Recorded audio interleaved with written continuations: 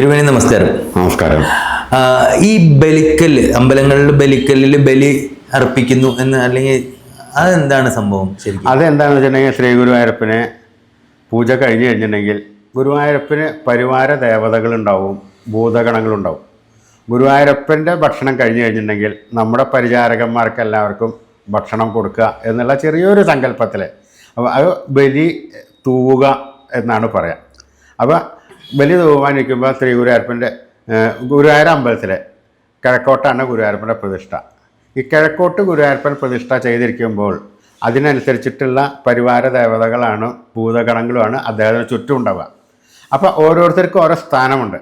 ആ സ്ഥാനത്ത് ചെന്നിട്ട് ഈ മന്ത്രം ചൊല്ലിയിട്ട് കുറച്ച് ഹവിസ് തൂവുകയാണ് പതിവ്. അത് അമ്പലത്തിനകത്താണെങ്കിൽ ശിവേലി സമയത്ത് 2 പ്രദക്ഷിണം ഉണ്ടാവും. ശ്രീ ഗുരുവായൂരപ്പൻ്റെ പുറത്ത് 1 പ്രദക്ഷിണം ഉണ്ടാവും. ഇതന്നെ ശ്രീഭൂതബലി എന്ന് പറഞ്ഞാൽ ഒന്നും കൂടി വലിയ ചടങ്ങാണ്. അപ്പോൾ ഒറ്റ വാക്കിൽ ഉത്തരം പറയുകയാണെങ്കിൽ നിങ്ങൾക്ക് എല്ലാവർക്കും മനസ്സിലാകാമെന്ന് വെച്ചിട്ടുണ്ടെങ്കിൽ, നമ്മുടെ വീട്ടിലൊരു പിറന്നാളാണ് എന്ന് വെച്ചാൽ ചെറിയ തരത്തിലുള്ള സദ്യകൾ ഒരുക്കി കഴിഞ്ഞാൽ കുറച്ച് ആൾക്കാരല്ലേ ഉണ്ടാവുള്ളൂ. ഇനി അതല്ല, കുറച്ചുകൂടി വലിയ പിറന്നാളാണെങ്കിൽ കുറച്ചും കൂടി വിഭവസമൃദ്ധമായ സാധനങ്ങളുണ്ടാവും, സാധനങ്ങളൊക്കെ. അതേമാതിരി ശിവേലിക്ക് ചെറുതായിട്ടുള്ള ഒരു ലഘു തരത്തിലുള്ള തൂവലാണ്. ത്രിഭൂതബലി എന്ന് പറഞ്ഞിട്ടുണ്ടെങ്കിൽ കുറച്ചും കൂടി കൂടുതൽ മന്ത്രങ്ങൾ ചൊല്ലി ഈ ഭൂതഗണങ്ങൾക്കും മറ്റവർക്കും അർപ്പിക്കുകയാണ്. അത് ശ്രീഭൂതബലിക്ക് 4 പ്രദക്ഷിണം ഉണ്ടാവും. ശിവേലിക്കാണെങ്കിൽ പുറത്ത് 1 പ്രദക്ഷിണം ഉണ്ടാവുള്ളൂ. അത് പരിവാര ദേവതകൾക്കും ഭൂതഗണങ്ങൾക്കും എല്ലാം ബലി കൊടുക്കുക, കഴിക്കാൻ ഭക്ഷണം കൊടുക്കുക എന്നുള്ള സങ്കല്പത്തിലാണത്. ഈ ശിവേലി തൊഴുന്നത് ഒരു ഭയങ്കര നല്ലതാണ്, അല്ലെങ്കിൽ അത് ഭയങ്കര പുണ്യമാണെന്നൊക്കെ കേട്ടിട്ടുണ്ട്. അതെന്താണ് ശരിക്കും അങ്ങനെ പറയുന്നത്? ശിവേലിക്ക് നമ്മൾ നമ്മളെ കാണാൻ വേണ്ടിയിട്ട് ശിവേലിക്ക് ഭഗവാൻ പുറത്തേക്ക് വരികയാണ്. എല്ലാവർക്കും ഇപ്പോൾ നാലമ്പലത്തിൻ്റെ ഉള്ളിൽ ചെന്നിട്ട് ദർശനം നടത്തുവാനോ മറ്റതും പറ്റില്ല. അപ്പോൾ നമ്മളെ കാണാൻ വേണ്ടി ഭഗവാൻ പുറത്തേക്ക് വരുമ്പോൾ ഭഗവാനെ നമ്മൾ കാണുന്നു. ഭഗവാൻ ആനപ്പുറത്താണെങ്കിൽ ആനപ്പുറത്ത് നിന്ന് എല്ലാവരെയും കാണും. ഭഗവാൻ എവിടെ നിന്നാലും കാണും, ഇല്ല എന്നുള്ളതല്ല. എന്നാലും ഒരു സങ്കല്പം, ഭഗവാൻ നമ്മളെ കാണാൻ വേണ്ടിയിട്ട് ശിവേലി സമയത്ത് പുറത്തേക്ക് വരുന്നു. അതിൻ്റെ ഒപ്പം ഈ ബലി തൂകുന്ന ബലി ഭൂതഗണങ്ങളെയും പരിവാര ദേവതകളെയും എല്ലാം ഭഗവാൻ നോക്കിക്കാണുന്നു. അവർക്കെല്ലാം സന്തോഷമായില്ലേ എന്നുള്ള ഒരു നോട്ടം കൂടിയുണ്ട് അതിൽ. ഈ മഞ്ജുളാലിൻ്റെ ഒരു പ്രാധാന്യം ഇവിടെ വർണ്ണിക്കുന്നുണ്ട്. അതെന്താണ് ശരിക്കും? ഗുരുവായൂരെ സംബന്ധിച്ച് മഞ്ജുളാലിന് അത് പ്രാധാന്യം കൂടുതലാണ്. പണ്ട് കാലത്ത് മഞ്ജുള എന്ന് പറയുന്ന ഒരു ചെറിയൊരു കുട്ടി, ആ കുട്ടി ദിവസേന ഗുരുവായൂരപ്പന് മാല കൊണ്ട് കൊടുക്കും. ആ മാല കെട്ടിക്കഴിഞ്ഞിട്ടുണ്ടെങ്കിൽ ഭഗവാൻ അത് ചാർത്തുകയും ചെയ്യും.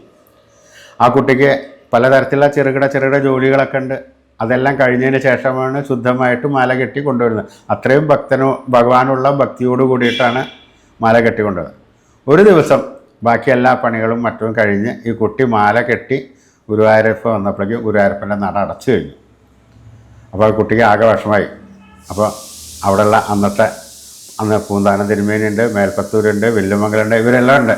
അതൊരു കാര്യം, കുട്ടി മോളൊരു കാര്യം ചെയ്തോളൂ, ആ നേരെ മുമ്പിലുള്ള ആലില്ലല്ലോ, ആ ആലിൻ്റെ കൊണ്ട് ചാർത്തിക്കോളും, ഭഗവാൻ അത് സ്വീകരിക്കും എന്ന് പറഞ്ഞു.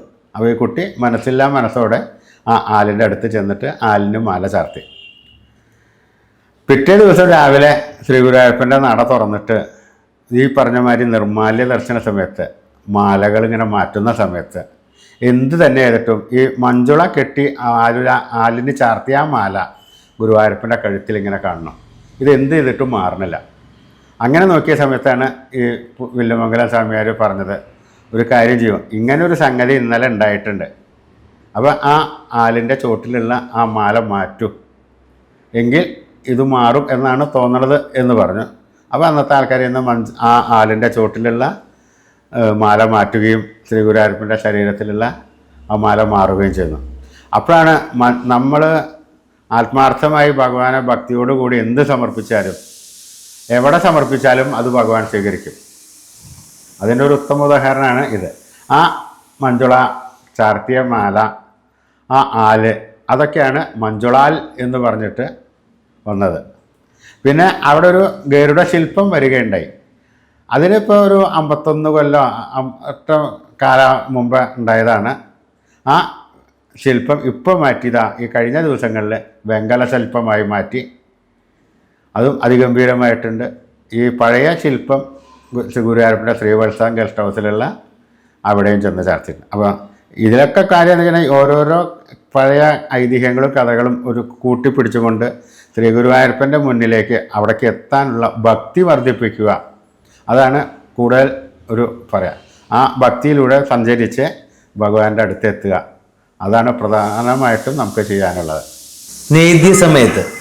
നേദ്യം നടക്കുന്ന സമയത്ത് പ്രദക്ഷിണം വയ്ക്കാൻ പാടില്ല എന്ന് പറയും. അങ്ങനെ ഞാൻ ചിലയിടത്ത് കേട്ടിട്ടുണ്ട്. നിവേദ്യ സമയത്ത് നിവേദ്യം ഭഗവാനെ എഴുന്നള്ളിച്ച് കഴിഞ്ഞിട്ടുണ്ടെങ്കിൽ സ്വതം പല അമ്പലങ്ങളിലൊക്കെ ഗുരുവായൂർ അമ്പലത്തിൽ ഇപ്പോൾ ആളെ പുറത്തേ നിർത്തുള്ളൂ. മറ്റുള്ളതാണെങ്കിൽ തന്നെ നിവേദ്യം കഴിഞ്ഞ് നിവേദ്യവും ഈ ഭഗവാനും തമ്മിൽ മുറിഞ്ഞു കിടക്കാൻ പാടില്ല. അതെന്ന് വെച്ചിട്ടുണ്ടെങ്കിൽ ഭഗവാൻ ഭക്ഷണം കഴിച്ചുകൊണ്ടിരിക്കുന്ന സമയത്ത് ഇതിനൊരു വിഘ്നം വരുത്തരുത്. അപ്പോൾ വേറെ കാര്യം, നമ്മളിപ്പോൾ നമ്മുടെ വീട്ടിലിരുന്ന് ഊണ് കഴിക്കുകയാണെങ്കിൽ തന്നെ പുറമേ നിന്ന് ആരെങ്കിലും വന്നു കഴിഞ്ഞാലും അവിടുന്ന് എണീറ്റ് പോകാൻ പാടില്ല, വേറെ ആളെ കൊണ്ട് വാതിൽ തുറപ്പിക്കുക. ഇതിനൊരു മുടക്കം വരരുത് എന്നുള്ള ആ ഒരു സങ്കല്പത്തിൻ്റെ മുകളിൽ നിവേദ്യം ഇത് നമ്മൾ കൂട്ടിപ്പിടിച്ചുകൊണ്ട് കഴിക്കണം. അപ്പോൾ നിവേദ്യം കുറേ കൂടെ വെച്ചിട്ടുണ്ടാവും, ഭഗവാൻ അവിടെ ഉണ്ടാവും. അപ്പോൾ ഇതിൽ നിന്നൊക്കെ ശരിക്കും ഇതിൻ്റെ സത്ത് ആവാഹിച്ചിട്ട് അവിടേക്ക് കൊണ്ടുപോകും. അപ്പോൾ ഒരു കൂട്ടിപ്പിടുത്താണ് ബന്ധം വരുന്നത്. അപ്പോൾ ഇതിൻ്റെ ഇടയിൽ കൂടി മുറിഞ്ഞു കിടക്കാൻ പാടില്ല. അതാണ് സങ്കല്പം. കൂടുതൽ വീഡിയോകൾക്കായി ചാനൽ സബ്സ്ക്രൈബ് ചെയ്യുക, അടുത്തുള്ള ബെൽ ബട്ടണും കൂടി പ്രസ് ചെയ്യുക.